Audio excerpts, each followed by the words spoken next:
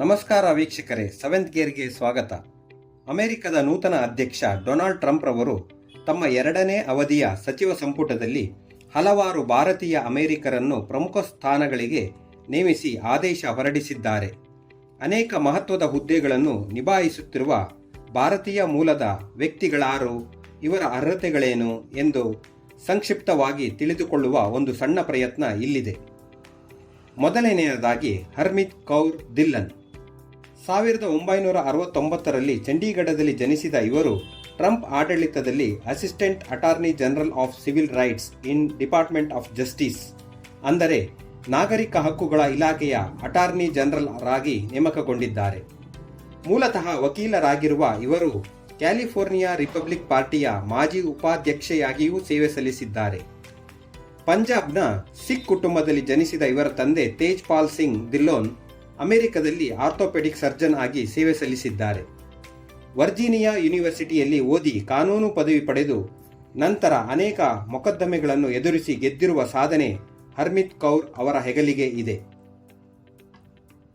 Usha wands.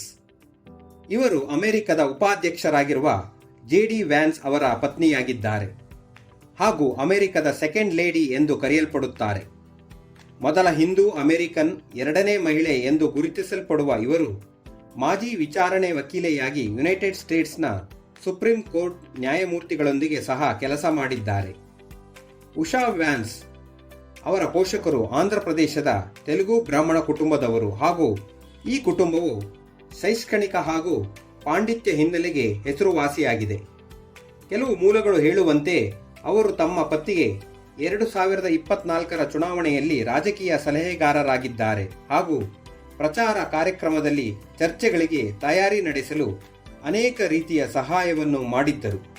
ಹಾಗಾಗಿ ಅವರ ಪತಿ ಇವರನ್ನು ಅದ್ಭುತ ಹಾಗೂ ನನಗಿಂತ ಹೆಚ್ಚು ಸಾಧನೆ ಮಾಡಿದವರು ಎಂದು ಬಣ್ಣಿಸಿದ್ದಾರೆ. ಡಾಕ್ಟರ್ ಜೈ ಭಟ್ಟಾಚಾರ್ಯ. 1968ರಲ್ಲಿ ಕೋಲ್ಕತ್ತಾದಲ್ಲಿ ಜನಿಸಿದ ಇವರು ಅಮೆರಿಕದ ಫಿಸಿಷಿಯನ್ ಹಾಗೂ ಸೈಂಟಿಸ್ಟ್ ಆಗಿ ಗುರುತಿಸಿಕೊಂಡಿದ್ದಾರೆ.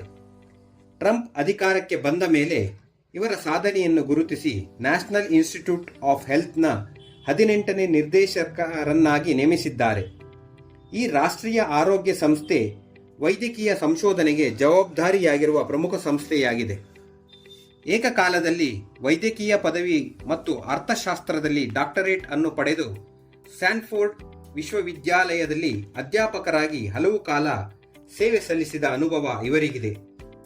ಕೋವಿಡ್-19 ಸಾಂಕ್ರಾಮಿಕ ರೋಗಕ್ಕೆ ಪ್ರತಿಕ್ರಿಯೆಯಾಗಿ ಲಾಕ್ಡೌನ್ಗಳ ಆರಂಭಿಕ ವಿರೋಧಿಯಾಗಿದ್ದ ಭಟ್ಟಾಚಾರ್ಯ ಈ ವೈರಸ್ನ ತೀವ್ರತೆಯನ್ನು ಸಹ ಪ್ರಶ್ನಿಸಿದ್ದರು ಹಾಗೂ ಇವರ ಸಂಶೋಧನೆಯು ಮುಖ್ಯವಾಗಿ ಜನಸಂಖ್ಯೆಯ ಆರೋಗ್ಯ ಮತ್ತು ಯೋಗಕ್ಷೇಮದ ಮೇಲೆ ಕೇಂದ್ರೀಕರಿಸುತ್ತದೆ.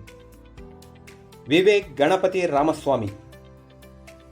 1985ರಲ್ಲಿ ಜನಿಸಿದ ಇವರು ಒಬ್ಬ ಅಮೆರಿಕನ್ ಉದ್ಯಮಿ ಹಾಗೂ ರಾಜಕಾರಣಿ. ಯೆಲ್ ಕಾನೂನು ಶಾಲೆಯಿಂದ ಪದವಿ ಪಡೆದ ಇವರು ರಾಯ್ವಾಂಡ್ ಸೈನ್ಸಸ್ ಎಂಬ ಬಯೋಟೆಕ್ ಫಾರ್ಮಸ್ಯೂಟಿಕಲ್ ಕಂಪನಿಯನ್ನು ಸ್ಥಾಪಿಸಿದ್ದಾರೆ. ಇವರ ಪೋಷಕರು ಕೇರಳದ ತಮಿಳು ಬ್ರಾಹ್ಮಣ ಕುಟುಂಬದವರು.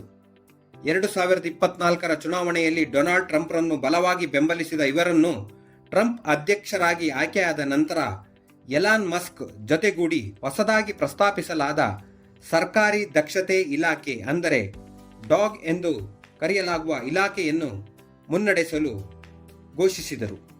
ಆದರೆ ರಾಮಸ್ವಾಮಿ ಈ ತಂಡದೊಂದಿಗೆ ಹೆಚ್ಚು ಕೆಲಸ ಮಾಡದೆ ಓಹಿಯೋ ರಾಜ್ಯದ ಗವರ್ನರ್ ಹುದ್ದೆಗೆ ಸ್ಪರ್ಧಿಸಲು ಅರ್ಜಿಯನ್ನು ಸಲ್ಲಿಸಿದರು ಹಾಗೂ ಟ್ರಂಪ್ ಸಹ ಇವರ ನಿರ್ಣಯವನ್ನು ಬೆಂಬಲಿಸಿದರು. ಶ್ರೀರಾಮ್ ಕೃಷ್ಣನ್. ಕೃತಕ ಬುದ್ಧಿಮತ್ತೆ, ಅಂದರೆ ಆರ್ಟಿಫಿಷಿಯಲ್ ಇಂಟೆಲಿಜೆನ್ಸ್ ಕುರಿತಾದ ಹಿರಿಯ ಶ್ವೇತಭವನದ ನೀತಿಯ ಸಲಹೆಗಾರರಾಗಿ ಡೊನಾಲ್ಡ್ ಟ್ರಂಪ್ ಅವರು ಶ್ರೀರಾಮ್ ಕೃಷ್ಣನ್ರನ್ನು ನೇಮಿಸಿದ್ದಾರೆ. 1984ರ ಜನವರಿಯಲ್ಲಿ ತಮಿಳುನಾಡಿನ ಚೆನ್ನೈನ ಮಧ್ಯಮ ಆದಾಯ ಕುಟುಂಬದಲ್ಲಿ ಜನಿಸಿದ ಇವರು ತಮ್ಮ ತಂದೆಗೆ ಕಂಪ್ಯೂಟರ್ ಖರೀದಿಸಲು ಮನವೊಲಿಸಿ ಯಶಸ್ವಿಯಾಗಿ ನಂತರ ಪ್ರತಿ ರಾತ್ರಿ ಕೋಡಿಂಗ್ ಪುಸ್ತಕಗಳನ್ನು ಖರೀದಿಸಿ ಮೂಲಭೂತ ಅಂಶಗಳನ್ನು ಅಭ್ಯಾಸ ಮಾಡುತ್ತಿದ್ದರು. ಇದು ಇವರನ್ನು ಮಾಹಿತಿ ತಂತ್ರಜ್ಞಾನದಲ್ಲಿ ವೃತ್ತಿ ಜೀವನವನ್ನು ಮುಂದುವರಿಸಲು ಪ್ರೇರೇಪಿಸಿತು.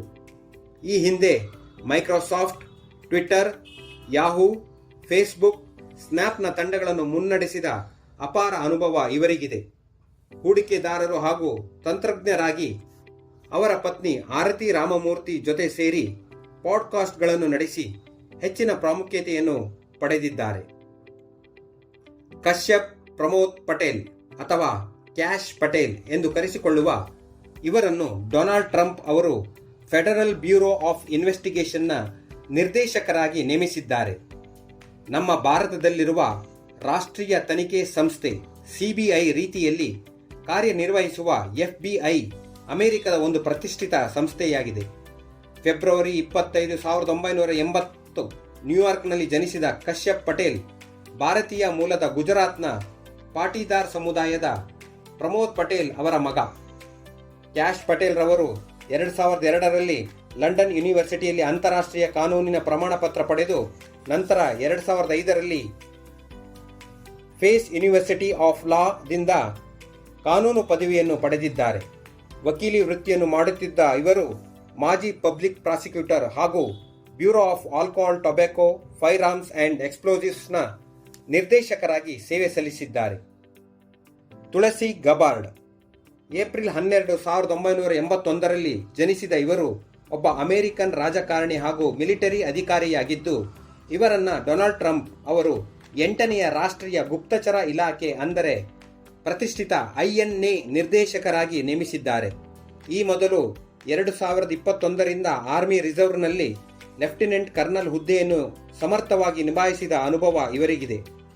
ಹಿಂದೂ ಧರ್ಮದ ಕಟ್ಟ ಅನುಯಾಯಿಯಾಗಿರುವ ಇವರು ಭಗವದ್ಗೀತೆಯ ನನ್ನ ಉಸಿರು ಹಾಗೂ ನನ್ನ ಎಲ್ಲ ಸಂದರ್ಭಗಳಲ್ಲಿ ಮಾರ್ಗಸೂಚಿ ಎಂದು ಹೇಳಿಕೊಂಡಿದ್ದಾರೆ.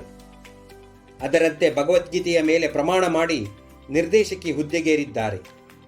ಇವರ ನೇಮಕ ಪಾಕ್, ಆಫ್ಘಾನಿಸ್ತಾನ್, ಇರಾಕ್, ಬಾಂಗ್ಲಾದೇಶದಂತಹ ದೇಶಗಳಿಗೆ ಸಿಂಹ ಸ್ವಪ್ನವಾಗಿರುವುದಂತೂ ಸತ್ಯ.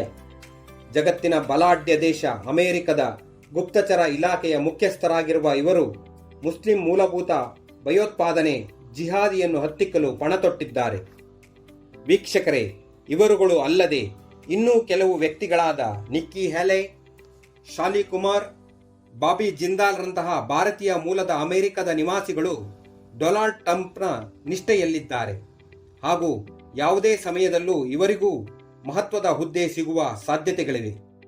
ಅತ್ಯುನ್ನತ ಹುದ್ದೆಗೇರಿದ ತುಳಸಿ ಗಬಾರ್ಡ್ ಬಗ್ಗೆ ಮುಂದಿನ ಸಂಚಿಕೆಯಲ್ಲಿ ಹೆಚ್ಚಾಗಿ ತಿಳಿದುಕೊಳ್ಳೋಣ ಎಂದು ಹೇಳುತ್ತಾ, ಅರ್ಥಪೂರ್ಣ ವಿಷಯಗಳನ್ನು ನಿಮಗೆ ತಿಳಿಸಿಕೊಡುತ್ತಿರುವ ನಮ್ಮ ಚಾನಲ್ಗೆ ಸಬ್ಸ್ಕ್ರೈಬ್ ಮಾಡಿ ಎಂದು ಕೇಳಿಕೊಳ್ಳುತ್ತಾ ಮತ್ತೆ ಭೇಟಿಯಾಗೋಣ ಎಂದು ಹೇಳಿ ಈ ಸಂಚಿಕೆಯನ್ನು ಮುಗಿಸುತ್ತೇನೆ.